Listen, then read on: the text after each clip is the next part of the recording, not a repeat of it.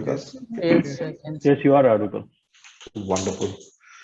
Okay, thank you everyone for joining today's call. Thank you for registering. Thank you for taking time out of your busy schedule to be with us today. So, of course, we are going to be talking a little bit about user behavior anomaly today. To begin with, I'll introduce myself and also my co-speaker today, who is Ajay. So, my name is Sam. I run the security practice at Positka, and we do quite a few things across security. But today, of course, we are going to be more focused on user behavior anomaly on machine learning based threat detection using UBA. And with me, I also have Ajay today. So Ajay comes from the Securonix team, and we are very thankful for him taking some time out today to be on this webinar. Securonix is one of the leading UBA platforms. So the second part of the session today, which will be more hands-on in terms of doing a live demo, will be driven by Ajay, so that you can see how one of the leading UBA platforms today, what does it look like, what does it feel like, what are some of the key features. So with that, without further ado, let me get started. And as we go through the session, please do feel free to ask questions. You can type it out in the chat box, or if you would like to ask the question directly, please feel free to do that orally as well. Completely up to you. Would love to have this as an interactive session, so we would welcome any questions you might have. In terms of today's agenda, so what we wanted to do was talk a little bit about UEBA itself. What is UEBA? Go to some common terminology, some terms, acronyms that might help to set the context for today's discussion. Then after that, we are going to talk a little bit about specifically how do UEBA solutions function. So how do they detect anomalies? What is the mechanism behind the scenes? How do you apply machine learning? I will talk a little bit about that, peel off the layers a little bit. And then we'll talk about how is this used to identify malicious activity. And then we talk about Securonix itself, which is where my co-speaker Ajay will come in, give a brief overview of the platform. How does a functioning UBA platform look like? We'll also do a quick demo of the system, and then we'll break for questions. We'll also take a small break for questions in between the sessions if anyone has anything to ask. So with that, let me start the first section, which is understanding a little bit about UEBA. So it's an acronym, of course, as I think most of us are already aware of. So the U in UEBA stands for user. So user could be any human. It could be, or it's really more about a persona that's set up on the system. It could be an employee, either former or current. It could be partners, it could be vendors, it could be guest users. It's basically any account, a user or a user account that is accessing systems or your systems, and then they're creating a trail within the system of what they're doing. So that's one part of it. Entity is important, and I'll talk a little bit about it in the next slide also. So entity could be essentially any object that the user is interacting with. And in today's day and age, it could be anything. It could be a SaaS application. It could be a networking device like a router server through which traffic is flowing. It could be endpoints. It could be mobile devices. Now you have a lot of IoT devices. If you're logging in through VPN, that's again an entity, because that's a VPN server you're connecting through. So entity could be essentially any IT artifact with which your user is interacting. The next thing, so we crossed off U, we crossed off E, now you have behavior. So what you want to do with behavior is essentially you want to model the behavior of the user and the entity and the interaction between the users and entities. So you want to see patterns. So you want to see, is it a anomalous pattern? So there are some examples here. For example, is it a stable pattern? Is it an ascending, descending, variable pattern? What is the baseline for behavior for a user? What is the baseline for behavior for an entity? So that helps you to understand if there's a deviation from that baseline. And finally, the analytics part of it is where you start talking about the deviation. So you have the baseline, you know what you expect, you know how you expect the users and the entities to behave. But now based on that, are you seeing a deviation? And when I talk about deviation, deviation could be within users, it could be within entities, it could be within groups. So I have, for example, I have an organization, there's HR, there's finance, there's a development group, there's a developer group, there's a testing group, there might be HR, for example. Each of them has a different set of behavior patterns. So each one of that could be unique to the department. So is anyone deviating from the department? As an organization, so Positka as an organization, what is the behavior of the organization? Is there a deviation from that organization? The web browsing behavior that I see, do I see something that's anomalous in terms of the pattern of web browsing, for example? So all of those are basically a deviation that goes back to the behavior that we identified earlier. So UEB essentially is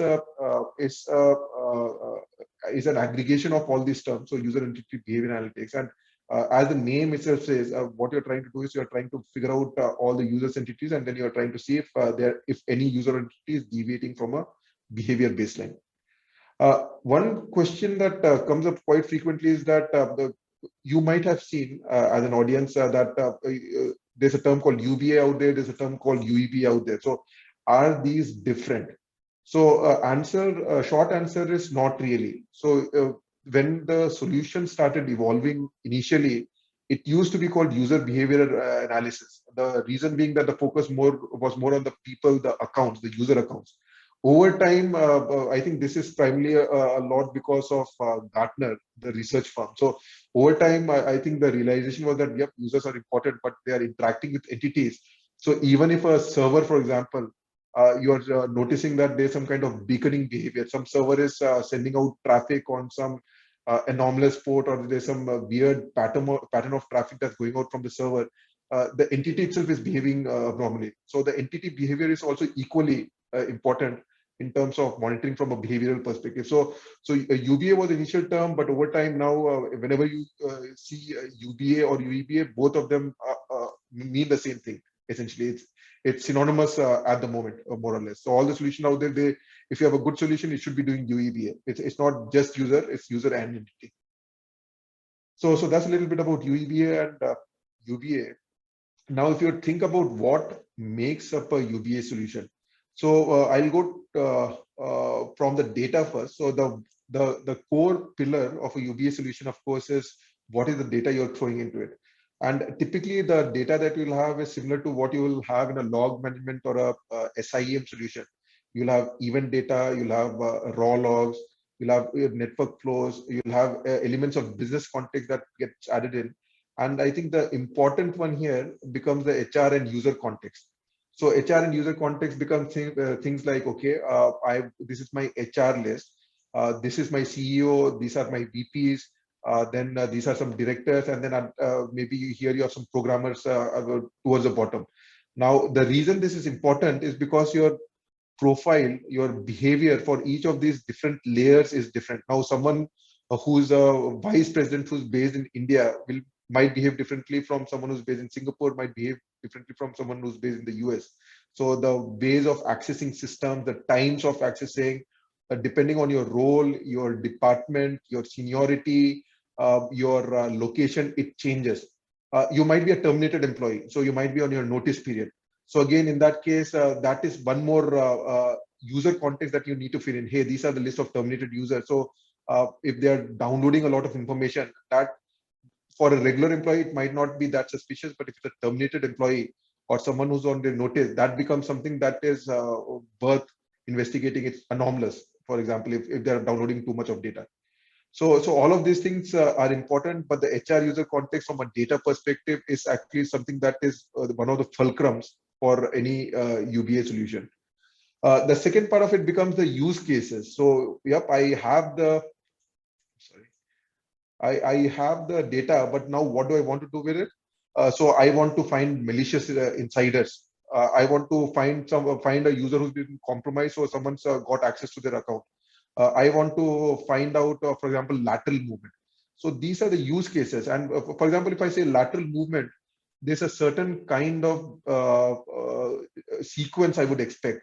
I might expect that, hey, there's a pattern where some email came in, which was a phishing email. It infected one machine. Then I saw that after a few days, it went to another machine. And then after that, after some time, I noticed some beaconing behavior on an infected machine. So anyway, but what you want to do is you want to identify the use case first. Is it lateral movement? Is it a malicious insider? And based on that, what you will do is you'll build out analytics to support determination of that behavior. And this is where, if you talk about traditional analytics solutions versus UBA solutions, the difference is that in the case of UBA solution, there is a much heavier focus around machine learning. So there is no expectation that as end users of the UBA solution, we have to tell the system that, hey, this is normal for my system. I don't expect people to log in after 6 p.m. I don't expect that if it's a programmer, he should be downloading more than 1 GB of data from my Microsoft Teams every day, right? So if I start giving those rules to the system, it becomes a rule-based system where you have to literally think of all the scenarios to support your use case, and then you build out that analytical model. In the case of UBA, the reason it's so valuable is that it takes care of, it uses machine learning. It uses machine learning to build those baselines to find out what is normal and what is not normal. So essentially, when you talk about UBA solution, as I said, these are three pillars. You have the data, you have the use cases, and then out of the box to support those use cases, typically UBA solutions will have a lot of analytics going on. And when Ajay sort of walks you through Securonix as a platform later, some of these use cases, some of these analytics, the models will be displayed. And I think that'll give a better understanding also of how this all sits together. Why do we need UBA? So now that we understand what UBA is, I think there are two key reasons that you need UBA. One is there's an element around risk. So there are a lot of course, exploits that happen. We see a ransomware, for example. That's one of the most common things in today's world. So there's a lot of infections happening. But one other thing that's very problematic at the moment in the industry is the problem of insider threats and malicious insiders. So if you look at some of these clippings here, there are many examples. For example, General Electric, it's a very large organization, multi-billion-dollar. Tesla. If you look at third-party reports, there are a lot of incidents that you'll see every day where the number of threats from employees, disgruntled employees, ex-employees, that is going up. And it is typically very difficult to catch them because they might already have access to the system. Your controls might not be strong enough to prevent disgruntled employees from accessing sensitive data. So the only way to find out these kinds of threats is if you have some kind of a behavior baseline which says that there's an employee Bob, this is what he used to do before, but hey, suddenly he's accessing data he shouldn't have been accessing. So that is a classic example again of why UBA is so valuable. It's very difficult to do rules-based analysis of such threats. It has to be something which looks at the pattern of behavior and then it flags anything that is exceptional. So insider threats, malicious insiders, that is one of the key reasons why UBA as a solution area exists. It will catch other threats also, of course, but these are the ones that typically are very difficult to catch, where you need this level of analytics to be able to gauge whether you are affected or not. The second part of it becomes the technology angle. So again, the one question that gets asked is, you have a lot of security solutions. Why do you need UBA? So I mean, you'll have things across the gamut, right?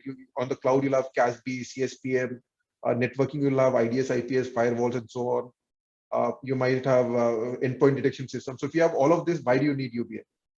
The reason for that is, I think UBA works on the data from across all your IT systems. You'll have a lot of data coming across your raw logs as well, right? So UBA takes the data from all of this. It takes the raw event, the alerts, millions and millions of alerts, raw logs that get fed in, and then it puts it through a funnel.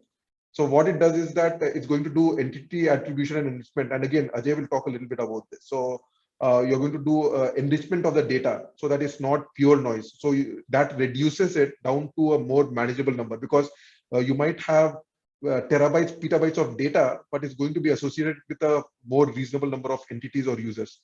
Then what it does is that to these entities, you're going to apply your machine learning models, you're going to do behavior analytics, and then that's essentially going to come up with your violations in terms of, hey, this is possibly suspicious behavior. but you still have quite a lot, and a human SOC team can only do so much.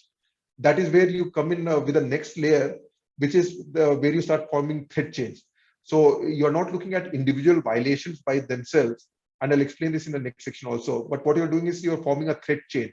So what happens is that your violations, if you start looking at them individually, you'll get alert fatigue. What you do instead is that you're going to chain some alerts or violations together, and you're going to end up with a threat chain. And anything that violates that threat chain is where you come down with a very manageable number, which will give you the critical and actionable insight for you to protect against the threats in your environment. So this is, I guess, a very high level overview about UBA as a solution. And I'll pause here for a couple of minutes in case there might be any questions from anyone. So Sam, we have 2 questions in our chat box. You can go through. Okay. So I think Pawan's asked a question: is UBA a cloud-based solution, or is it something you deploy in your site? So that's a good question, Pawan. I think the answer is, again, it depends. This is really more of a vendor-dependent answer. So there are today everyone is shifting to the cloud. So, for example, if you look at the solution we'll be talking about later, Securonix. Securonix is a cloud-based solution provider.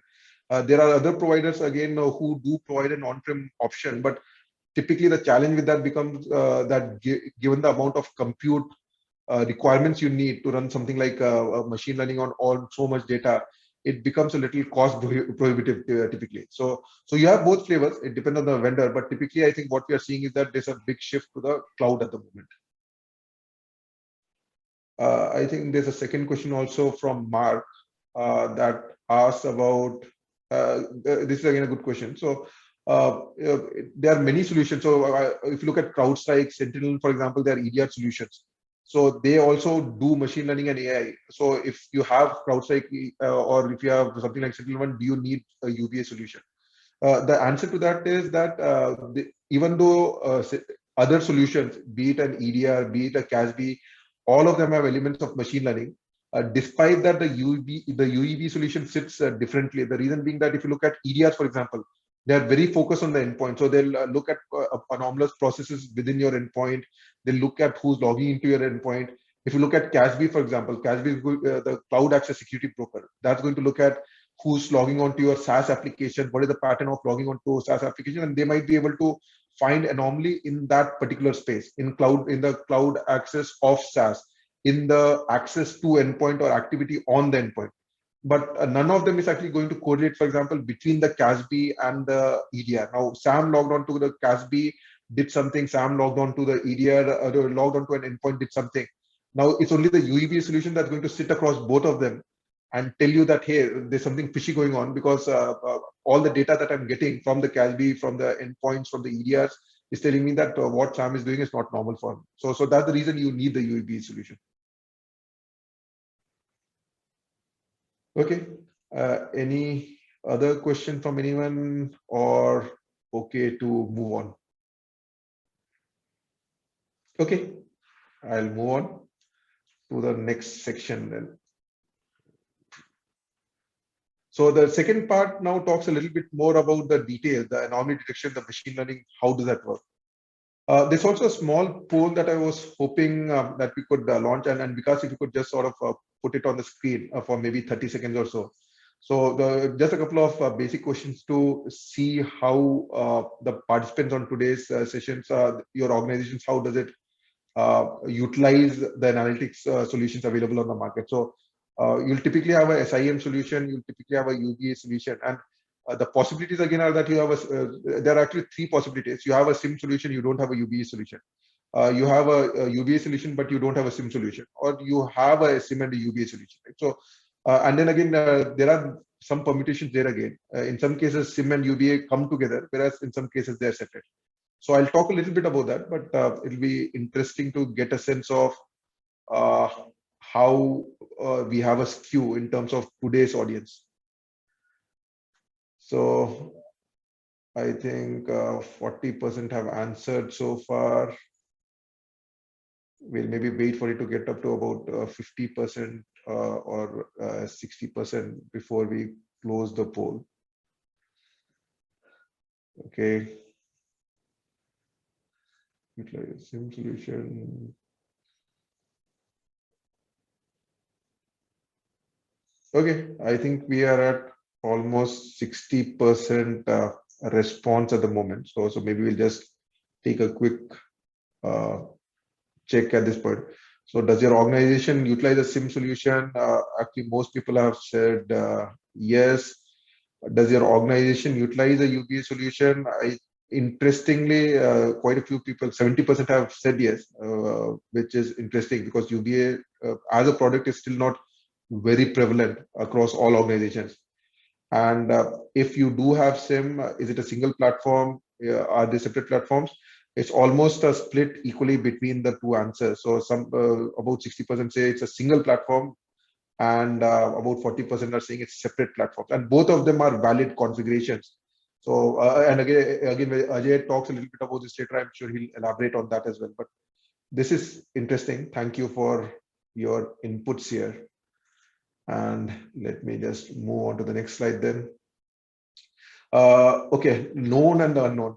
So at this point again, I'll talk a little bit about the SIEM. So we haven't spoken about SIEM yet. So SIEM, as some of us might know, this call stands for Security Incident and Security Information and Event Management. Excuse the handwriting.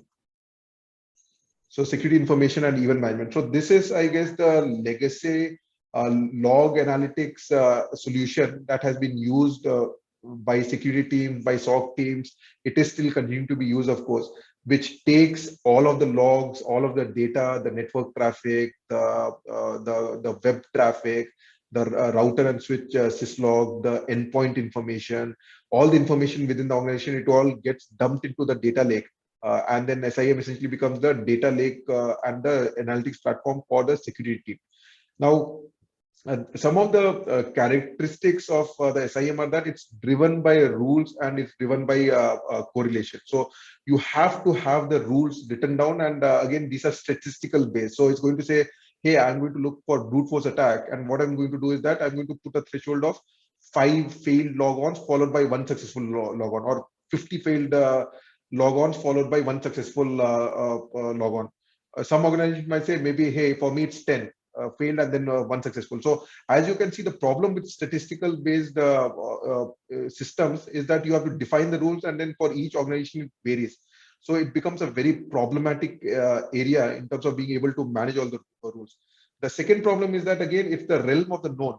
So you already know some use cases. If you want to look for denial of service attack, if you want to look for beaconing behavior, all those are there are certain known behavior patterns to that, and you can try to code that in the case of some rules. But if there's something that is actually new, it's a new attack vector, it's a 0-day. If you don't have a rule already that's looking for that specifically, the SIEM is unlikely to catch it. It's very unlikely. That is where the SIEM is actually complemented to a large extent by the UEBA. So the UEBA is operating more in the region of the unknown. It doesn't care too much about specific rules or thresholds. It is going to use machine learning, and it's going to use that machine learning to detect any behavior that is risky. So that's where it's going to use things like entity profiling, entity scoring. It's going to do sequencing, event sequencing. It's going to do kill chain analysis, all of that, and it's going to tell you that, hey, don't worry about hard coding, don't worry about thresholds. I'm going to figure out based on your data what is normal, what is abnormal, and then I'm going to tell you what is something that's a threat to the environment. And if you look at the modern SIEM, which is where we are evolving to right now, it is actually a convergence of SIEM and UEBA. So it's neither just log analytics, it's not only UBA. Ideally, if you are trying to secure your organization against all threats, as a modern solution platform, you need to have both elements, the SIEM part of it and the UEBA part of it. So it's not an either or, to be honest. It's you should have both. And the way you do it, like I was mentioning just a little while back, there are various ways you can do that. There are some solutions where it could be a strong SIEM, but it doesn't have a UBA. So you have your own SIEM, you have your UBA solution. But more and more, the industry is gravitating towards solutions where SIEM and UBA actually come together as a single solution. So both are valid approaches, but I think the bottom line is that to secure an environment, it will be important to have both these elements, the SIEM and the UEBA functionality, be it packaged together or packaged separately, monitoring your environment. I'll also now talk a little bit about, I can't see the heading. Threat detection using, yeah. There is a question in our chat box if you can go through. Okay. UEBA is not driven by rules and correlation. That's a good question, Praveen. So UEBA, again, it depends on what solution you're talking about. If you're talking about a UEBA that is also functioning as an SIEM, for example, it is also going to have rules and correlation. It will still have it.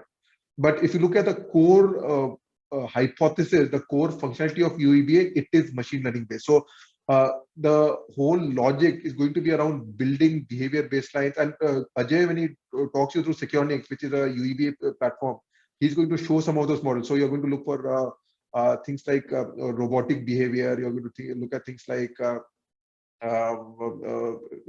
outlier detection, right? So those are all machine. So what it's going to do is there are certain points in the data that is going to try and identify using some machine learning supervised and unsupervised rules, and then it's going to highlight those to you.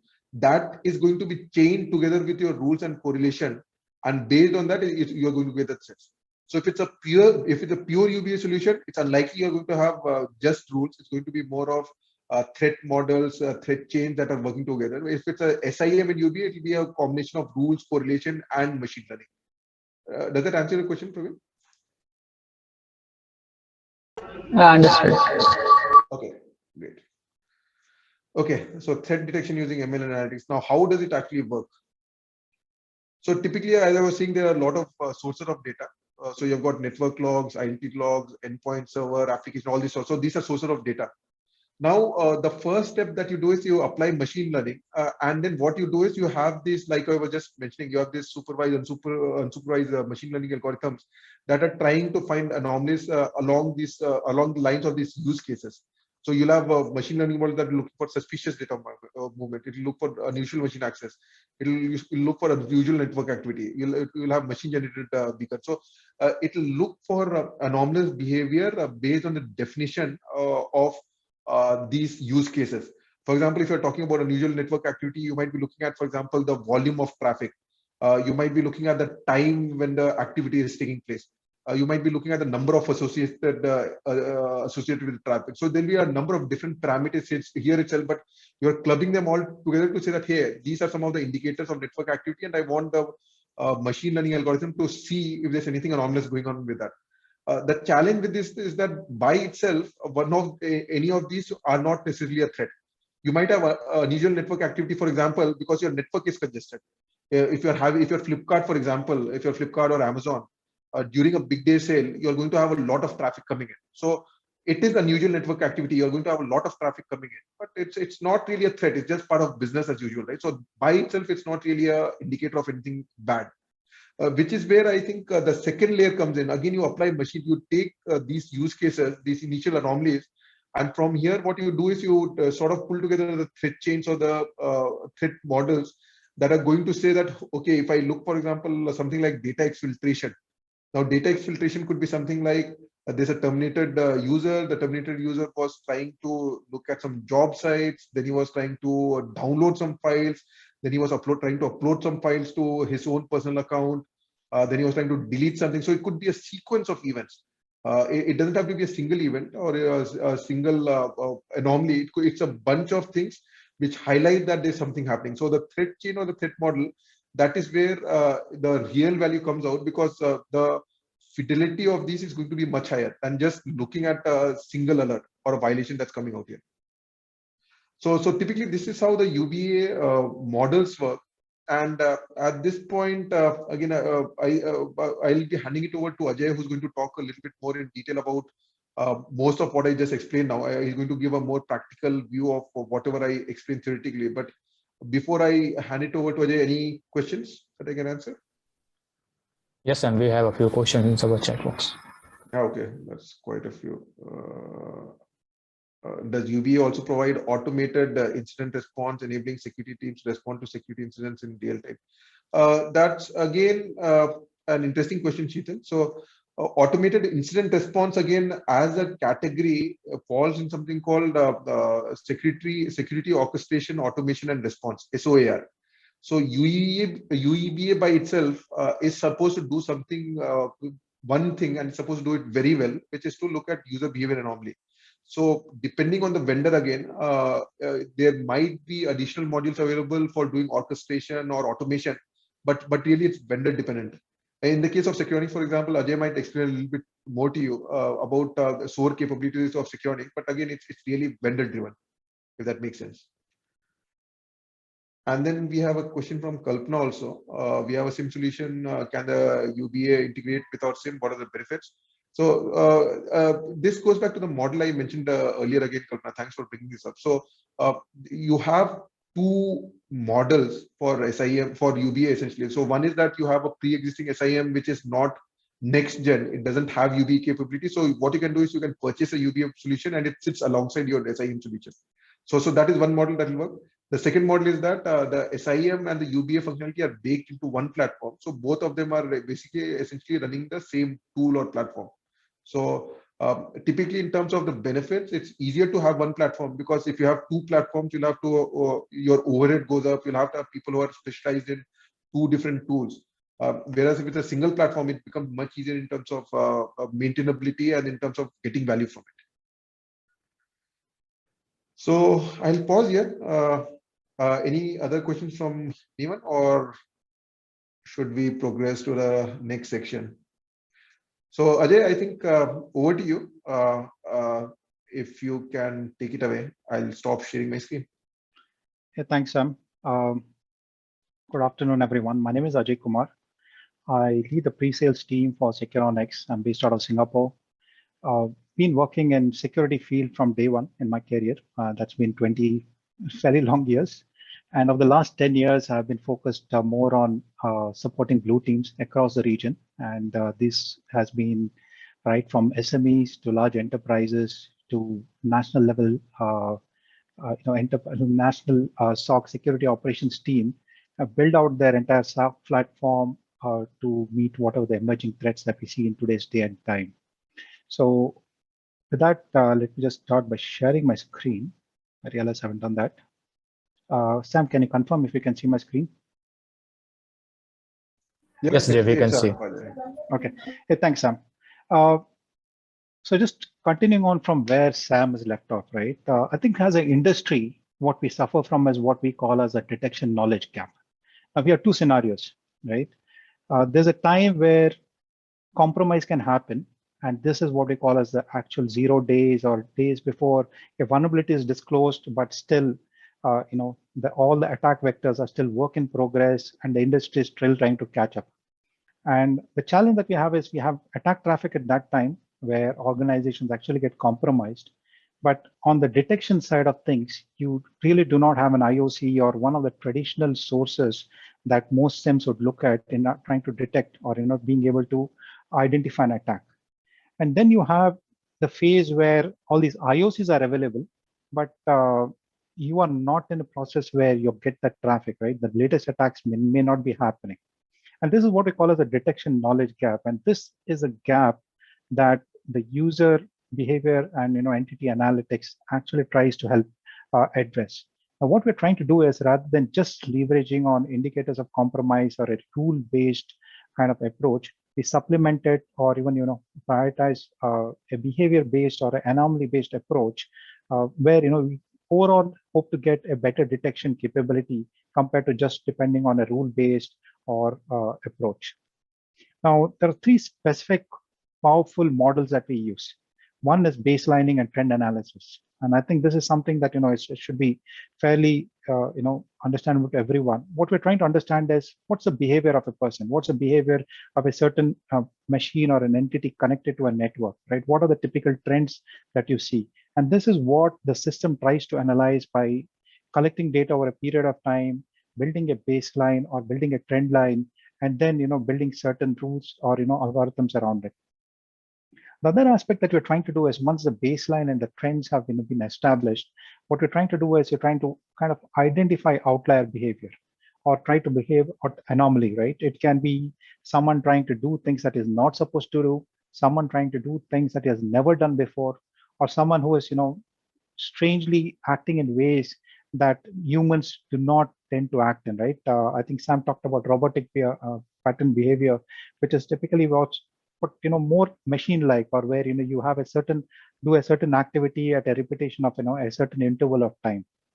And then the other approach that you can take is what we call as clustering and peer group behavior. And this is where I don't analyze you as an individual, but I individual as a group, or the group that you are a part of.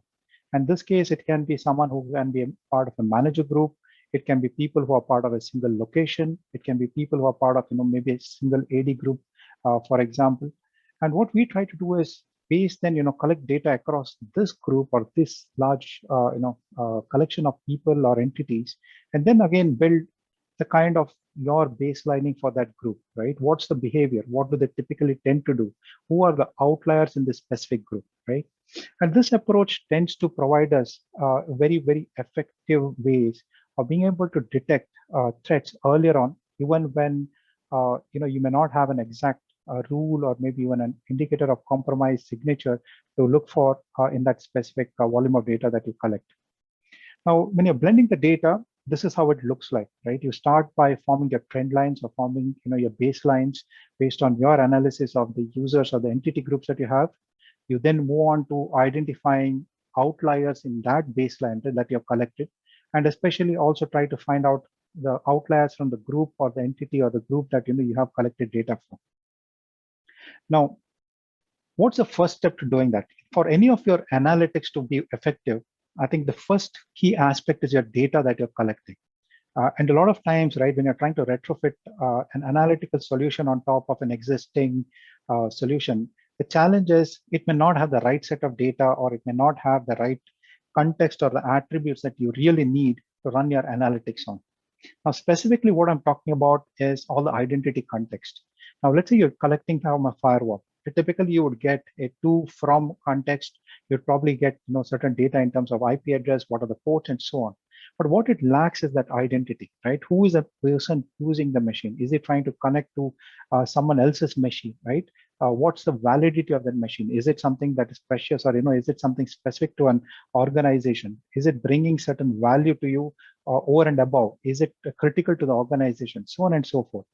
Now, what you're trying to do is, in addition to the traditional source of data that you retain, right, the event data that you get from your various sources, your asset data that comes from your CMDB, your threat context that probably comes from a threat intel source, what we are trying to do is trying to collect the identity context. In this case, we're trying to enrich that information using who that user is, what is he doing within the organization, what are the access and the entitlement does he have, is his access or entitlements in line with his peer group.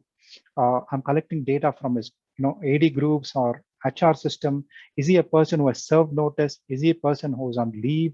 Is he logged on or badged into an organization or a specific location where apparently that connectivity is coming from? So these are specific data points that are collected over and above to enrich your standard event data, right? And these, if you know, are not something that's traditionally collected by a legacy SIEM. And one of the key aspects for your analytics or any analytics to be effective is you need to have the right set of data. And that is exactly what we're doing by enriching the data and providing it that identity context so that your analytics then can be more effective. The other aspect I want to highlight is in terms of real-time enrichment. Now, there's two approaches that you go when it comes to any kind of system, right? One is you have an approach where you just keep the data, you log the data, you write it to your disk or whatever storage, index it, but then based on your context, your analyst then has to apply his logic and try to build the context in terms of enriching it via query, right? Which is a tedious purpose, depends on a lot on your analyst's ability as well as his experience in trying to collecting or having the right set of data. The approach that we take is real-time enrichment. So in this context, a connection from a certain user from a certain location is now enriched with the context of who that user is, what is the asset, what's the criticality to the organization, where, in terms of geolocation information, what's the threat intel, is this a successful IP, and last, the identity context in terms of where is that user actually logged on to the desktop or the location that it's coming from. So a normal connection, which in its scheme of things, which would appear to be perfectly normal or legitimate, suddenly has a complete different context. In this case, we notice that this is a user who's normally based in US, now connecting from a remote location that's a blacklisted IP as well, while his status is showing as away from disk, right? So which allows your analyst now to have a absolute different perspective on the same set of data that you would have otherwise.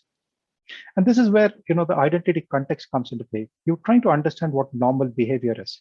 You're trying to identify what kind of behavior or baseline this user has done based on my analysis of data over a certain period of time. Is it it can be as simple as travel, or what we call as geovelocity. It can be event rarity. This is an activity that the user has never done before. This is a process that has never executed on that machine before, right? It can also be context in terms of peers, right? The peers can be his people holding the similar designation. It can be someone in the same department, someone in the same location, or the same job function.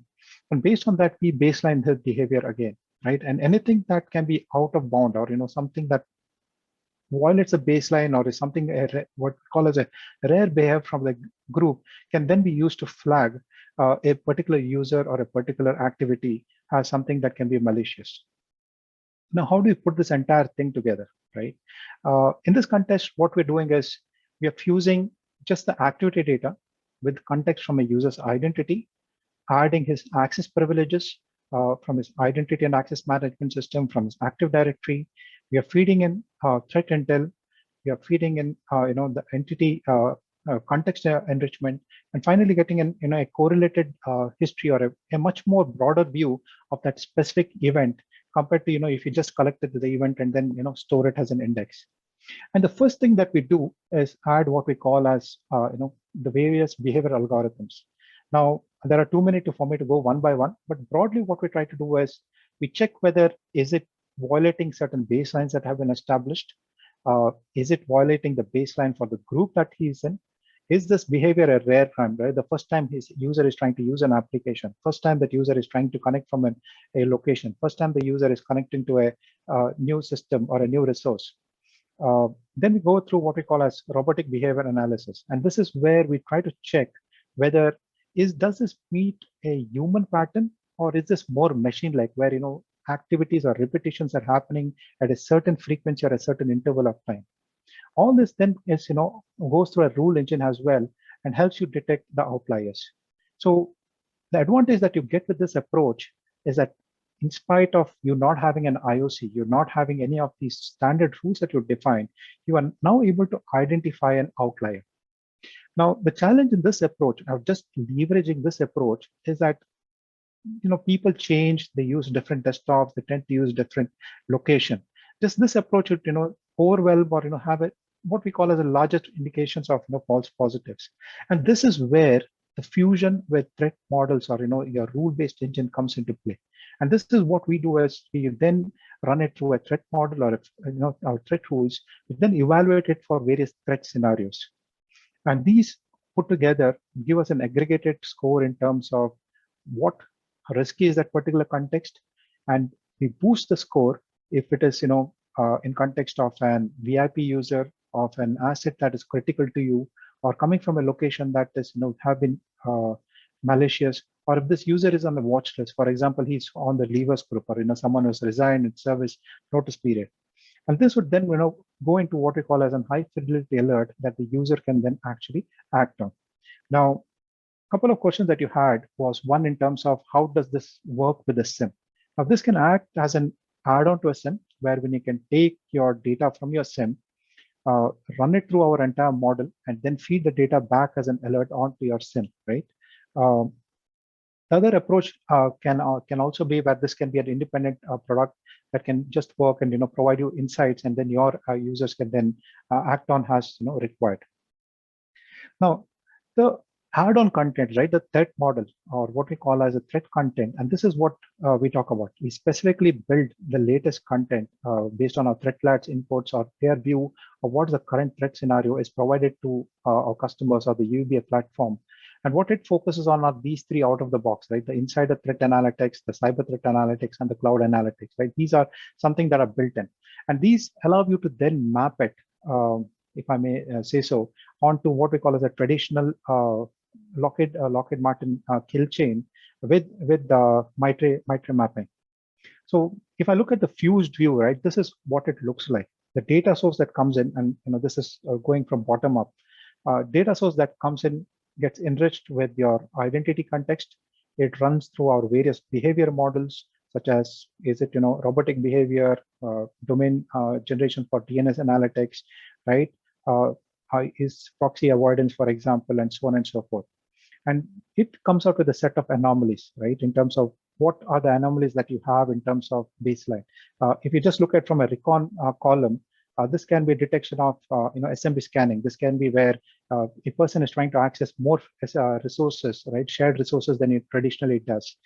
We are seeing a spike in terms of the authentication failures. We are seeing a spike in terms of a phishing campaign that's specifically targeting a said user, for example.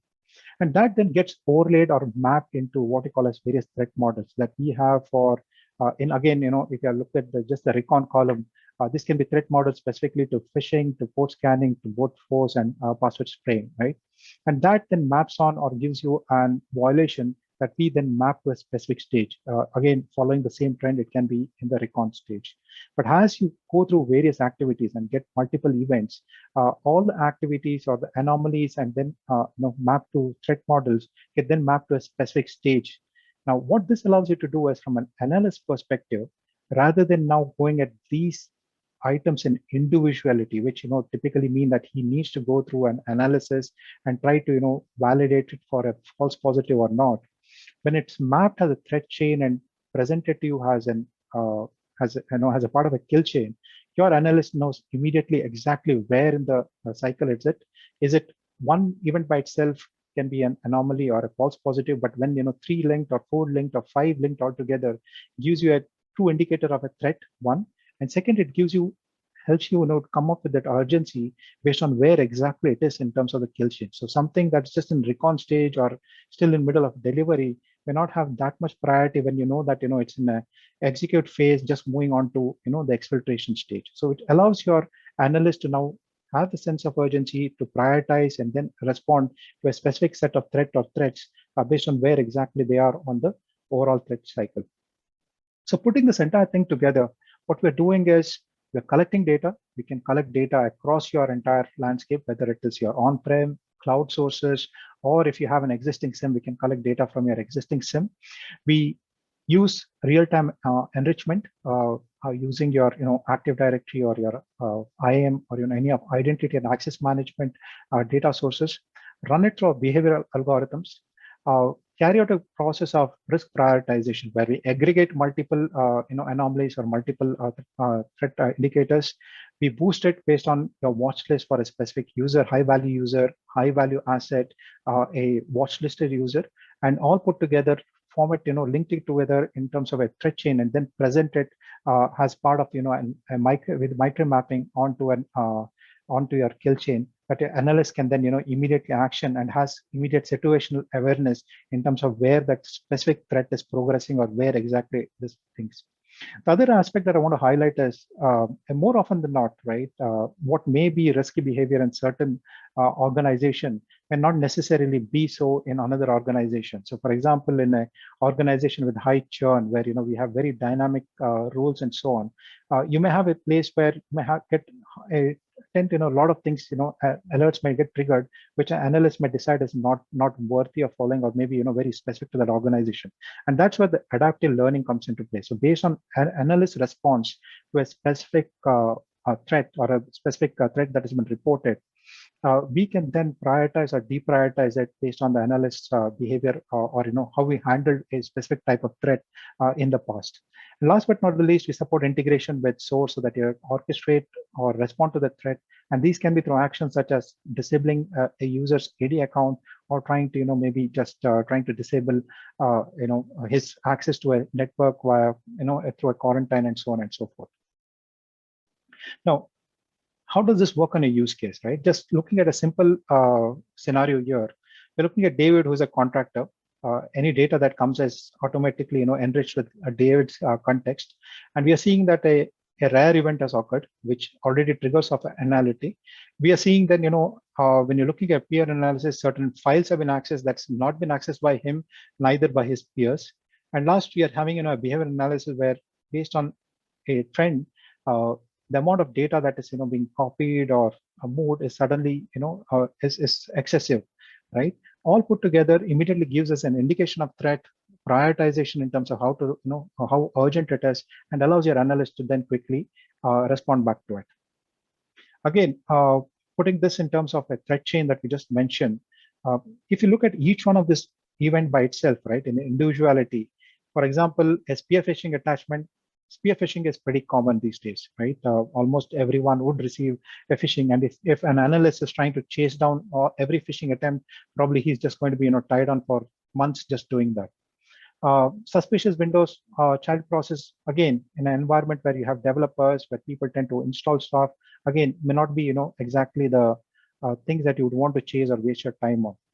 The third thing is abnormal number of admin shares access. Yeah, this is something I want to check, but typically what I would do is I'd see a user, I'd probably call him, ask him, have you accessing this, and then probably drop it at that.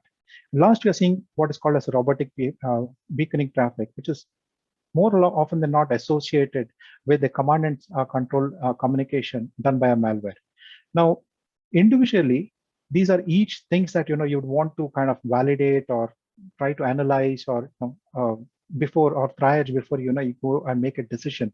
But when it's presented to you as form of this threat chain, where it is linked on a time series, right? We exactly know how the entire thing is progressed. This gives you a high fidelity, what we call a threat, that you analyst now knows that he needs to respond to. Now, with that, I just want to highlight, right? At Securonix, we have a couple of products, and what differentiates across our flagship product is our next-gen SIEM, and what differentiates, the UEBA product is, while this provides you with all the analytics capabilities and the rule capabilities that you have in the next-gen SIEM, only the violations or anything that is triggered, violations are retained for 90 days. Right, and the idea behind this is you have a SIEM in place already, and all these violations are then fed back into your SIEM, so that analysts can then take appropriate action, or this gets alerted on your SIEM. I think there was a question in terms of XDR.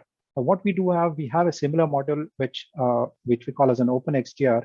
Again, comes with all the analytics capabilities of the platform, but it's limited in terms of how much data is retained. We just retain 30 days of WARM, which gives your analysts enough time and date to collect data across your endpoint resources, fuse it with certain other sources, and then be able to action it or be able to use that for their your threat hunting. Of course, then we have the full-fledged SIEM, which provides all of these capabilities, but in terms of retention, provides you with 7 days of what we call as hot, extremely fast searchable data, 90 days of warm data, again fast, and then provides you with up to a year of cold data retention, right? Which then can be migrated to warm based on your requirements. And we allow you to then choose your add-ons based on your requirements. So each one of these components can be added with the response platform. You have a component which is called as autonomous threat sweep, which allows you to, it's an intelligent bot that monitors a curated feed provided by Securonix, and allows you to do search in the the historic threat trends in your threats in your scenarios. So with that, I'll just want to quickly tell why. One is we offer you a unified platform. So we have customers who can just start with an XDR or a UEBA and then go on building on to a full-fledged SIEM based on their requirement and how their entire organization needs evolve.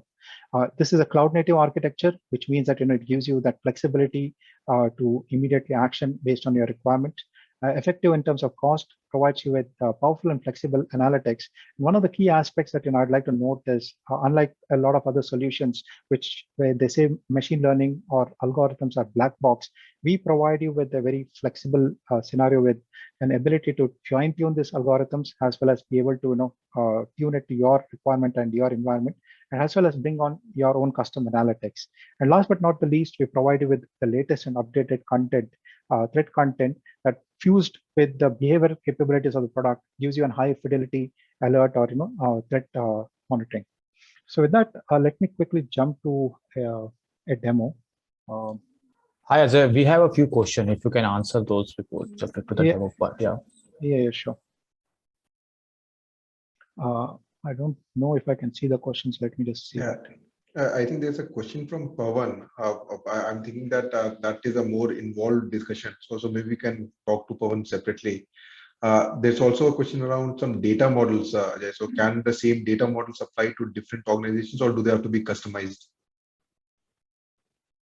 Okay, so see, in terms of data models, of course, it's I think something that can be applied across multiple organizations. But then, based on your organization needs, what gets is the baseline and the fine tuning needs to happen post a deployment, and the platform takes care of most of it by itself. Wherein minimal intervention would be required from your analyst or from your experts from a SOC engineering team.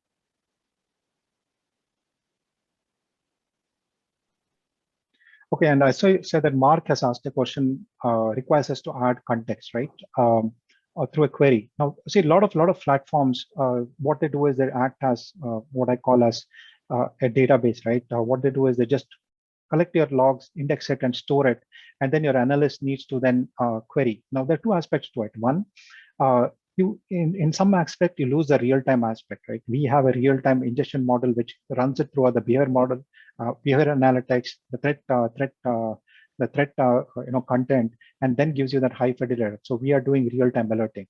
Whereas when it comes to the platform that you have that does query on read, or enrich on read, it is now up to the analyst to build that query and execute that query. Typically has a batch process every 5 minutes or 10 minutes. So one, you lose that real-time aspect of it. Second, your analyst now, you're dependent on your analyst to enrich and get the right attributes so that, to evaluate a given threat or a given event. Third, what you lose is you lose a point in time context. Users may have changed, departments may have changed, the threat intel data may have changed. So when I ran the same query 3 months down the line, it's not necessary that I come up with the same answer or the same result, right? Whereas in case of Securonix, since we are enriching on write, we have the point in time context of that event written and recorded so that your analyst can then gets exactly the same result regardless of when he queries that piece of data. So with that, I'll just spend the next 5 minutes quickly running into the platform. And what you're seeing, again, Sam, please confirm if you can see my screen. Yep, can see. Yeah. Okay, thanks, Sam. So this is what your analyst is going to look when he first accesses the platform. And if you see the pane on the left, this just indicates that we are a multi-tenant here. We are a multi-tenant platform, which means that you have an ability to have multiple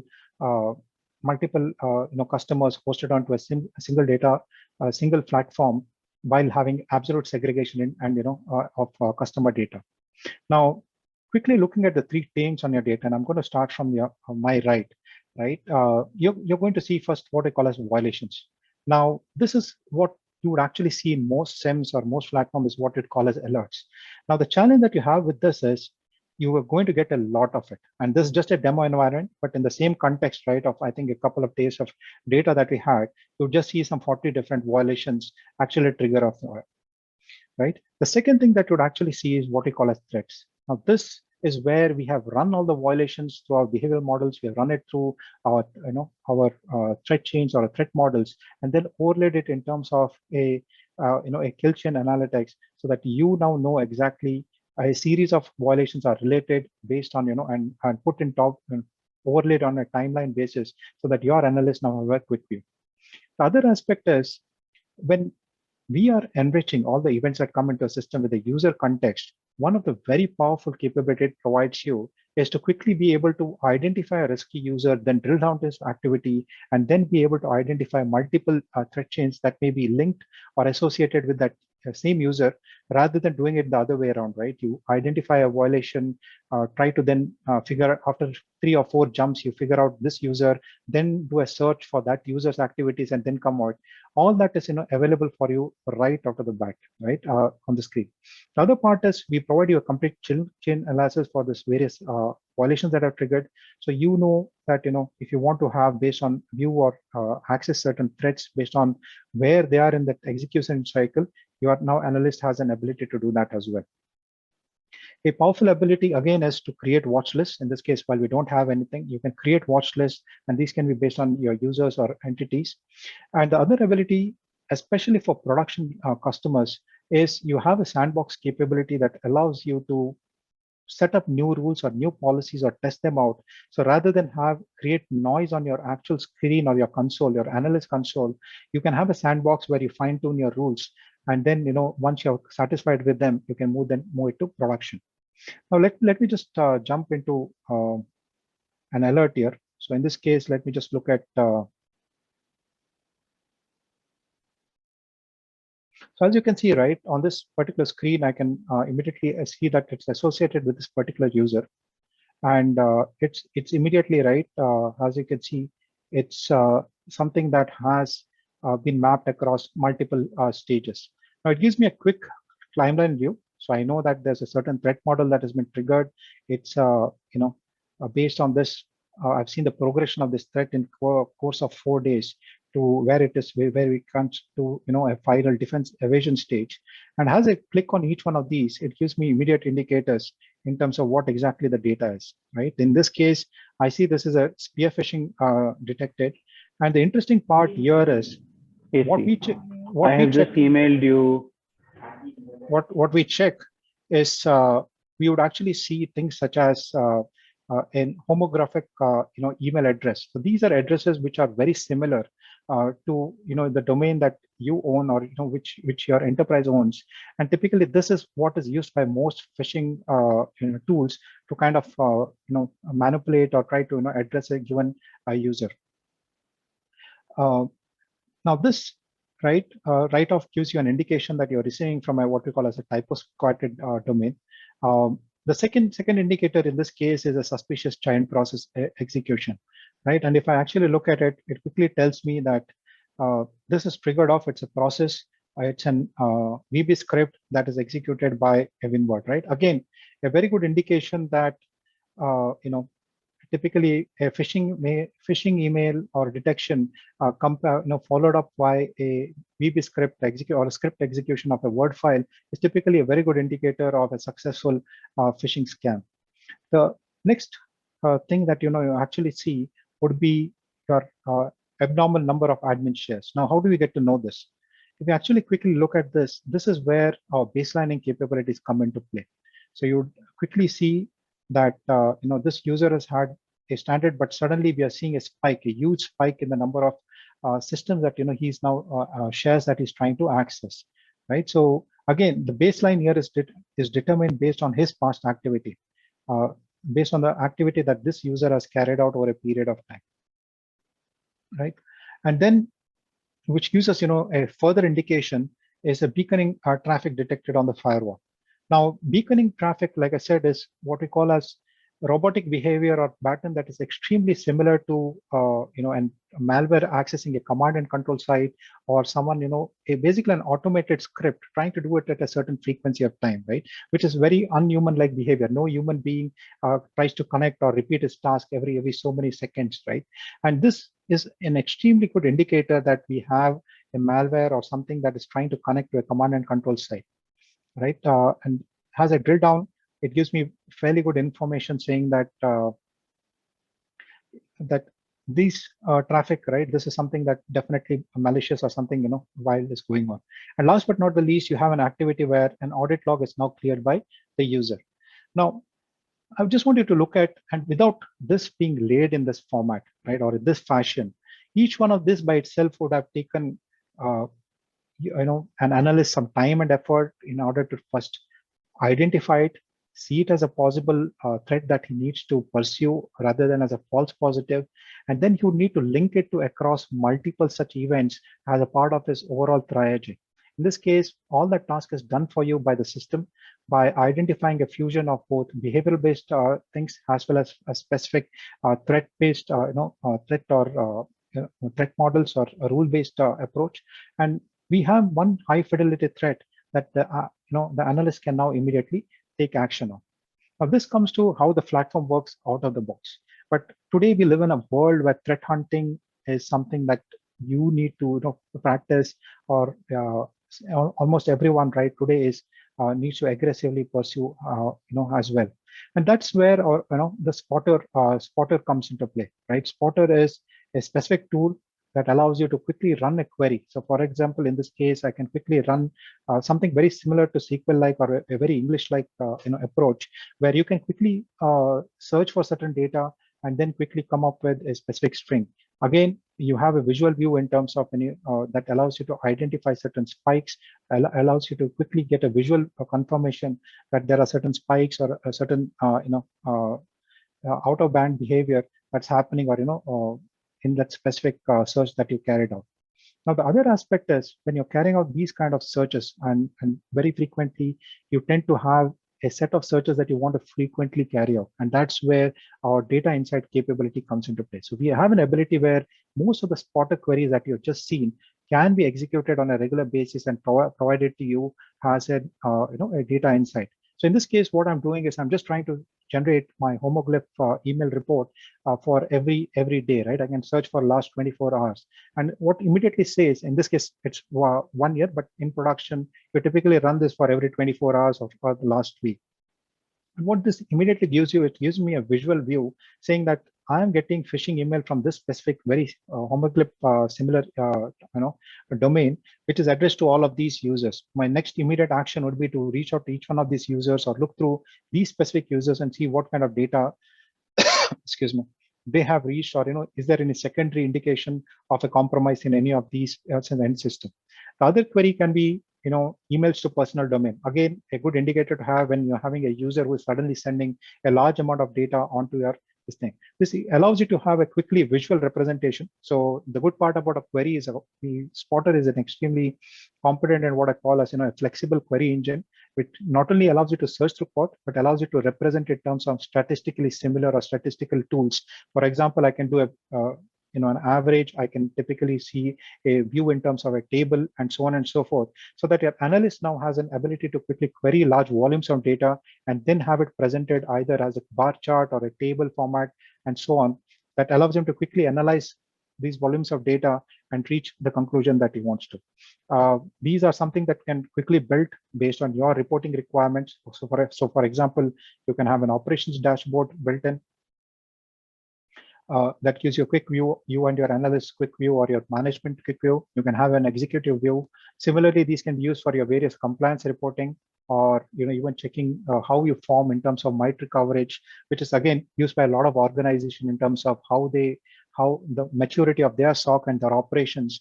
One of the good ways to see what is a MITRE coverage, and this report quickly gives you a view as well.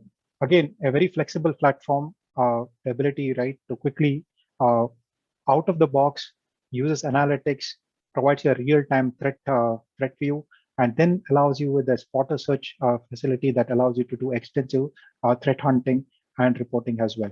So this is what I wanted to quickly cover. And one of the things that people, I think Sam wanted me to cover is in terms of how do I provide conditions. And based on your environment, you can quickly set up rules and policies. And this is how you can use behavior analytics. In this case, I'm specifically using the spike in volume. I can ask what is a specific indicator or specific attribute I want to monitor in terms of this spike. I can see what is the time window I want to do an analysis, whether it's a daily, weekly, monthly. I can see what happens when it gets flagged as a violation. So in this case, I can, if there are certain aspects, and as I go through the tuning process, I can vary the sigma value, right? Where I can say, even if there's a slight deviation, I have a high value asset, I don't want to take in a risk, I can set it at a slight deviation. Whereas, if I have an asset which I want to know only if there's a significant deviation, I can set to a high sigma value, right? So all of these allows you to customize it and allows you to set this up based on your environmental requirements. Allows you to then fuse it with various rules, right? Build things such as lookup tables or threat intelligence, third-party threat intelligence, and so on and so forth. Factor in what are the risk boosters you want to consider for a given rule, and all in net allows you to quickly build that model that you're looking for a specific violation or for a specific threat. So with that, let me hand it back to Sam. And if there are any questions, I think I can take them now. Yes, Ajay, there is a question from Pawan Pandey. Yeah.